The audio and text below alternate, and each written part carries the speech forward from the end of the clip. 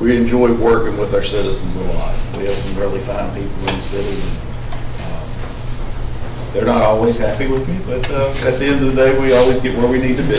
You get used to it. You get used to it.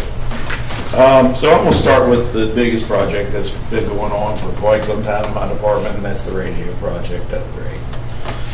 This is always a dynamic project, and it's always ever changing. So the tower is constructed at the moment. It is stacked, it is up. Haven't visited it myself, but I do have pictures off the top of the tower.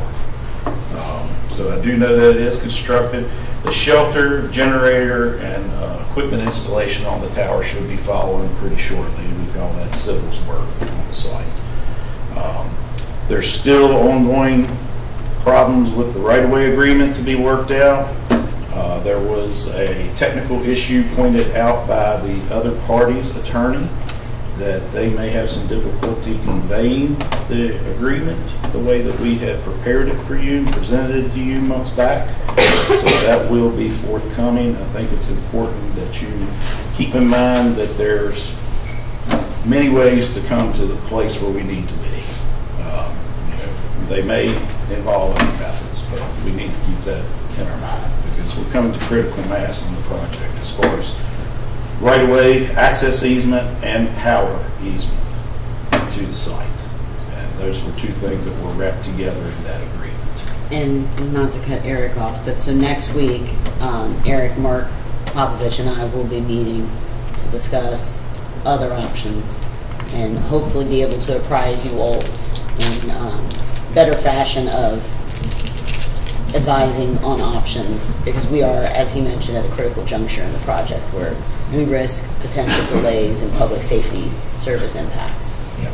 And delays always equal more money. Mm-hmm. And there's very, very basically no fluff in this project. There's also a need for personality development, which is programming of the radios to get us to the end of this project where we have a usable system for ourselves. And we'll also be having a meeting soon with the county to have discussions on how we move forward with having some staff member in some fashion that may be shared or not shared amongst us, and possibly even with Rockbridge at some point, to make sure that we have a functional system moving forward. I believe that meeting is next week as well. Yes, I believe and it's that's to 9th. Discuss the shared full-time person moving into next year's budget and what those costs might look like, sharing it between the localities. One more topic related to the radio project that I would just remind you to look forward to. Our mutual aid partners at West Rock, their fire brigade and rescue squad or EMS squad, they have requested access to our system as a mutual aid partner.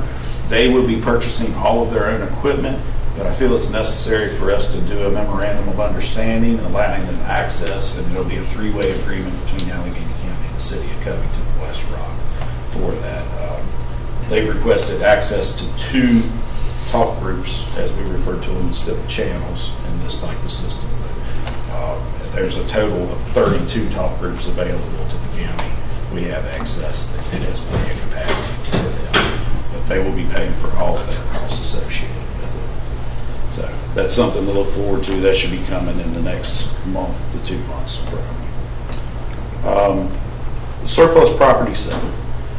We've been gathering information related to each individual property, and we're currently working on drafting RFPs that we got a consensus from council to start with. I hope to have those to you next month.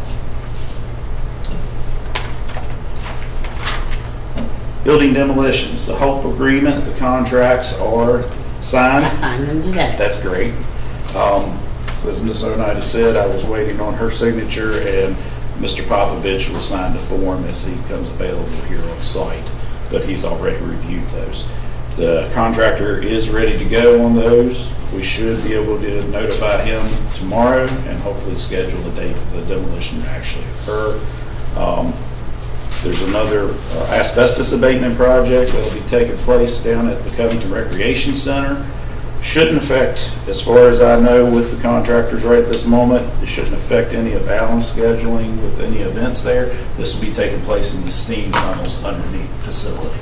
It's necessary because we have to repair some steam pipes that are ruptured underneath the building, as well as in the boiler room. There's some necessary repair work, and so we have to get this asbestos out of the way to be able to conduct those repairs. We have lots of other things I could stand here and talk to you about. Code updates. We're talking with DCR about floodplain updates. Those things will be coming forth in the next couple of months, I would think.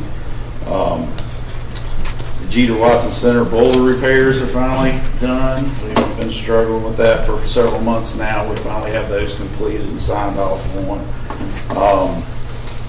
I might just touch real quickly on some things that we're discussing in Planning Commission at the moment. Number one is we've been just talking about this for a while, but we're working on a central business district, which would be a new zoning district proposed for downtown, trying to apply it to our historic district only. It would have some allowances and some things that are currently allowed downtown.